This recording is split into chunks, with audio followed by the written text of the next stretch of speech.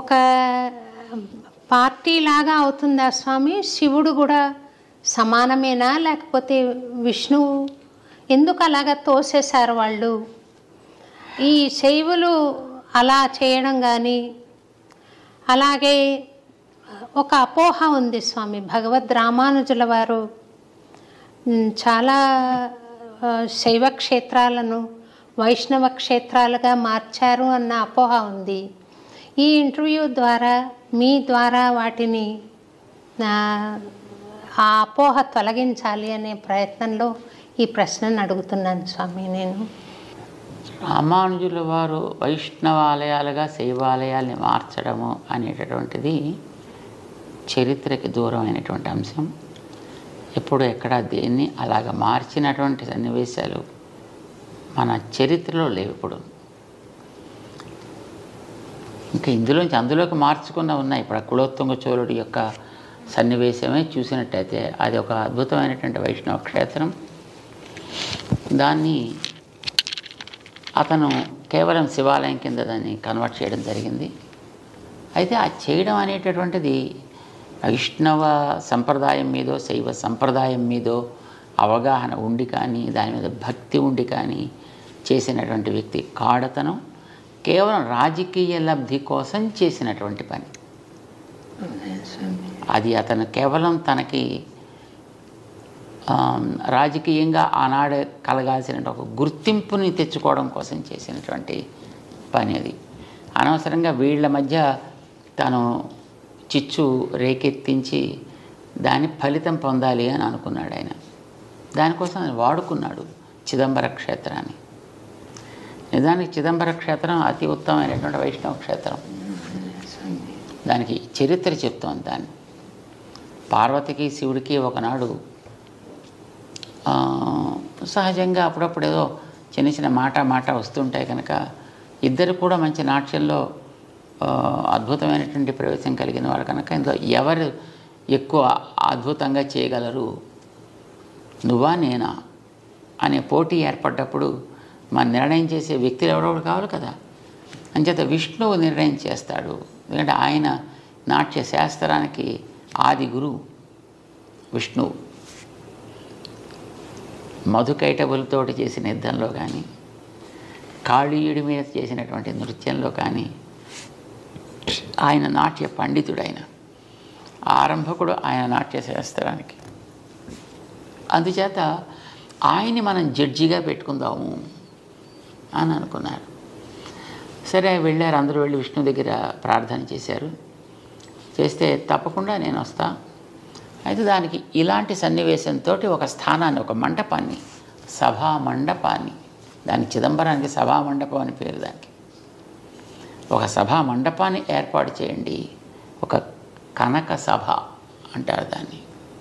ఒక బంగారుమయమైనటువంటి సభా మండపాన్ని ఏర్పాటు చేయమని చెప్పాడు ఆయన. ఏర్పాటు చేశారు. ఇప్పుడు ఈవేళ మనం చూసేటువంటి ఆ సన్నివేశం అంతా అప్పుడు ఆయన ఆజ్ఞ ప్రకారం వాళ్ళు చేసినటువంటి ఏర్పాటు. దాంట్లో ఈయన నేను పబళించి ఉంటా, మీరు చేస్తూ ఉండండి, దాంట్లో నిర్ణయం చేస్తా అన్నాడు ఆయన. సభని నిర్మాణం చేసిన తర్వాత విష్ణువు అక్కడికి వచ్చి అక్కడ ఉంటే అప్పుడు పార్వతీ శివులు ఇద్దరు కూడా, పరమేశ్వరులు ఇద్దరు కూడా నాట్యం చేయడం ప్రారంభం చేశారు. ఎంతకాలం చేశారనేది మనకు తెలియదు ఇదమిత్తంగా, కానీ చాలా కాలం జరిగింది. ఇందులో ఎవరు కూడా తీసిపోయినటువంటి వ్యక్తిత్వం కలిగిన వాళ్ళే పోటీగా చేస్తున్నారు. పార్వతికి అంత పోటీ వచ్చేసింది, ఆవిడకి పరమశివుడికి అంత పోటీ వచ్చింది. ఇద్దరు కూడా నన్ను మించిన వాళ్ళు లేరంటే నన్ను మించిన వాళ్ళు లేడు అని అనుకుంటూ బ్రహ్మాండం చేసేస్తున్నారు. కానీ అప్పటికీ పార్వతీదేవి గెలవదు, పరమశివుడు గెలవట్లేదు. కానీ ఇది ఎక్కడో ఒక చోట ముడి పెట్టాలి కదా. ఇప్పుడు ఎలా ఉంటుందంటే నాట్య పోటీ అంటే, ఇప్పుడు మీరు చూడండి, ఈ జుగళబందీ చేసేటువంటి వాళ్ళు ఒకటి చేస్తారు ఒక ఇన్స్ట్రుమెంట్ మీద, ఇంకో ఇన్స్ట్రుమెంట్ మీద వాళ్ళు అదే దాన్ని మళ్ళీ ఆ రాగాన్ని ఆలపించాలి. సో ఇలాగ ఉంటాయి. సో ఈయన ఒకటి నృత్య భంగిమ ఈయన ఒకటి చేసి చూపించాలి, అది వాళ్ళు చేయాలి. వాళ్ళు ఒకటి చేసి చూపిస్తారు, ఈయన చేయాలి. ఇలా సాగుతుంది అది ఎప్పటి నుంచో. కానీ ఎప్పటికీ దీనికి ముగింపు. అంచేత పడుకున్నటువంటి శ్రీ మహావిష్ణువు పరమశివుడికి సైగ చేసి చూపించాడు ఆయన. ఆపమని కాదు, ఇలా ఒక పాస్చర్, పాదాన్ని పైకెత్తి పెట్టే పాస్చర్ని ఆయన చూపించాడు. ఇలా పెట్టవా అని. ఆవిడ తనకుండేటువంటి సహజమైనటువంటి స్థితిని బట్టి అట్లాగా ఆ ముద్ర వేయడానికి ఆవిడ సంకోచించింది. శివుడు గెలిచాడు అని డిక్లేర్ చేశారు. ఆ సందర్భంలో నిజానికి అది దేవతల ప్రార్థనతో విష్ణు పాపం శివుడిని గెలిపించాల్సి వచ్చింది ఆ భంగిమ చూపించి. సరే, ఆ తర్వాత కృతజ్ఞతతోటి పార్వతీ పరమేశ్వరులు ఇద్దరు కూడా అక్కడే ఉండిపోయారు. శ్రీ మహావిష్ణువుని ఆయన పాదాల దగ్గర సేవించుకుంటూ. ఇది ఆ క్షేత్రపు చరిత్ర. చిదంబరం ఇందాక మీరు చెప్పాను చూడండి, ఆ కులోత్తుంగ చోళుడు అన్నాడే, అసలు అతను చోళ వంశానికి చెందినవాడు కాడు. స్వామి, అతను ఎక్కడి నుంచి వచ్చినవాడు? అతను రాజరాజ నరేంద్రుడి యొక్క పరివారంలో ఉండేటువంటి ఒక వ్యక్తి. అతను దక్షిణానికి వచ్చి అక్కడ ఉండేటటువంటి చోళ వంశపు ఆవేల్టి రాజుని అది హతమార్చి దాన్ని తన కైవసం చేసుకున్నాడు. ఆయన చోళుడే కాదు అసలు, కానీ దాంట్లో చాలా గొప్పవాడు అనేటటువంటి పేరు, టైటిల్ అతనికి వచ్చేట్టుగా ఇక్కడ ఉండేటువంటి అర్చకులకి ప్రేరణ కలిగించి వాళ్ళకి ఏం చెప్పాడని అక్కడ చేసే ఆరాధకులకి, మనం ఆరాధన చేసేటటువంటి శివుడు విష్ణు పాదాల దగ్గర ఉండడం ఏమిటి, అంచేత అలా ఉండడానికి వీల్లేదు, దాన్ని తీయాలి. ఇప్పుడు జనాలకి ఏముంటుంటుంది, ఏదో ఒక రకంగా నడిపిస్తే, ఏ రకంగా నడిపిస్తే ఆ రకంగా వాళ్ళు నడుస్తారు. ఇలాగ వాళ్ళని నడిపించి వాళ్ళకి ఒక ద్వేషాన్ని రగిలించి అది ఉండడానికి వీల్లేదు అని అనిపించి వాళ్ళ చేత తను ఆ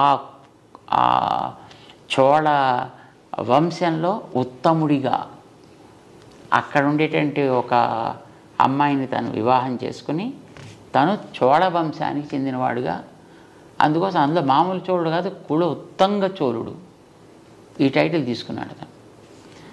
అందుకోసం మన పెద్దవాళ్ళు ఎప్పుడు కూడా అతని పేరు కూడా చెప్పడానికి ఒప్పుకోరు. అవ్యపదేశ్యుడు అంటారు. స్వామి, అవ్యపదేశ్యుడు. అవ్యపదేశ్యుడు, వ్యపదేశ్యుడు అంటే చెప్పదగిన వ్యక్తి అని. అవ్యపదేశ్యుడు అంటే అతని పేరు కూడా ఉచ్చరించడానికి అనర్హుడు అని. రెండవది అతను ఇంకో ఏం పేరు పెట్టారు, అతను రామానుజుల వారి మీద ఒక హత్యా ప్రయత్నం చేశాడు అతను.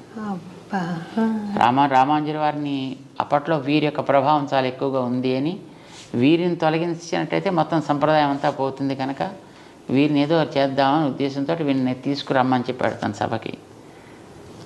అప్పుడు ఆయన దగ్గర ఉండేటటువంటి ఆయన గురువు గారు శిష్యుడు ఇద్దరూ కలిసి రామానుజుల వారిని కర్ణాటకకి పంపించి వీళ్ళిద్దరూ కూడా ఆ సభకి వెళ్ళి ఇద్దరు కళ్ళు పోగొట్టుకున్నారు. అంటే వాడు విని తత్వం తెలుసుకుందాం అనేటువంటి జిజ్ఞాస కాకుండా తన యొక్క తత్వాన్ని అందరి మీద ఆరోపించేనా వాళ్ళని కన్వర్ట్ చేయాలనుకునేటువంటి వ్యక్తిత్వం అతను.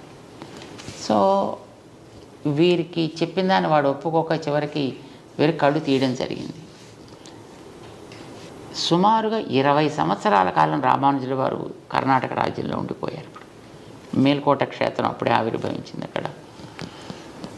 సో ఆ సందర్భంగా తర్వాత అతనికి క్యాన్సర్ వచ్చింది. ఎవరికి? ఆ చోళరాజుకి. చోళరాజు కాదు వాడు, అవ్యపదేశ్యుడికి. ఆ క్యాన్సర్, థ్రోట్లో క్యాన్సర్ వచ్చే తర్వాత అతను చనిపోయాడు. అతను అంచేత అతనికి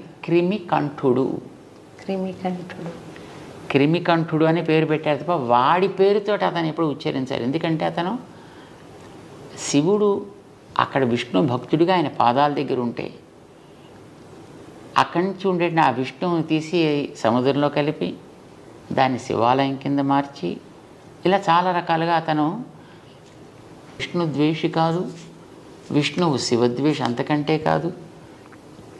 వైష్ణవులు ఎప్పుడు కూడా శివుణ్ణి ద్వేషించరు.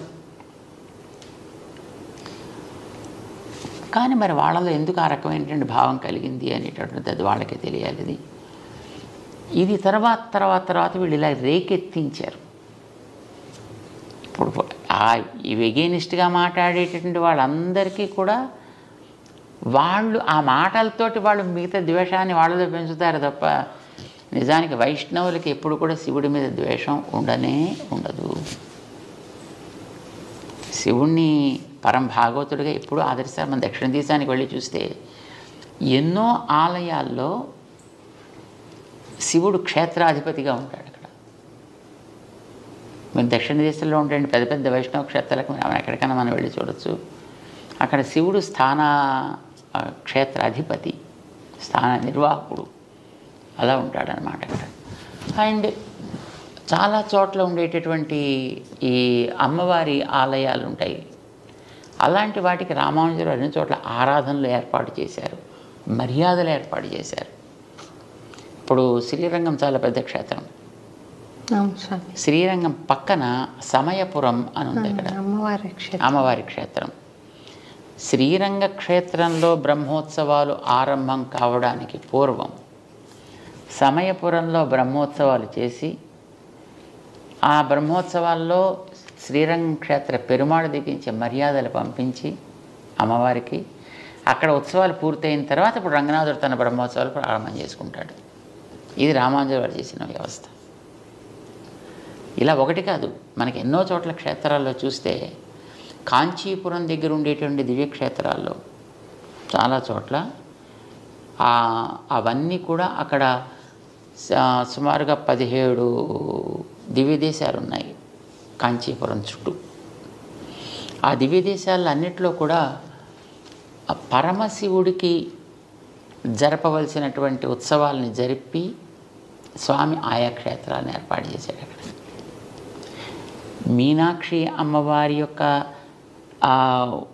ఆలయం మధురైలో ఉండేటటువంటి దానికి కూడా మలయధ్వజుడి యొక్క కుమార్తె ఆవిడ. సో అక్కడ కూడా జరిగే ఉత్సవాలు పక్కన ఉండి తిరుమాలింజోలై అని అక్కడ ఒక క్షేత్రం ఉంది. అక్కడ ఉండేటువంటి పెరుమాళ్ళు విష్ణుమూర్తి ఆయన తనకి చెల్లెలుగా ఆవిడని భావించి ఆవిడికి ముందర ఉత్సవాలు జరిపించి ఆ తర్వాత తన ఉత్సవాలు చేసుకుంటాడు.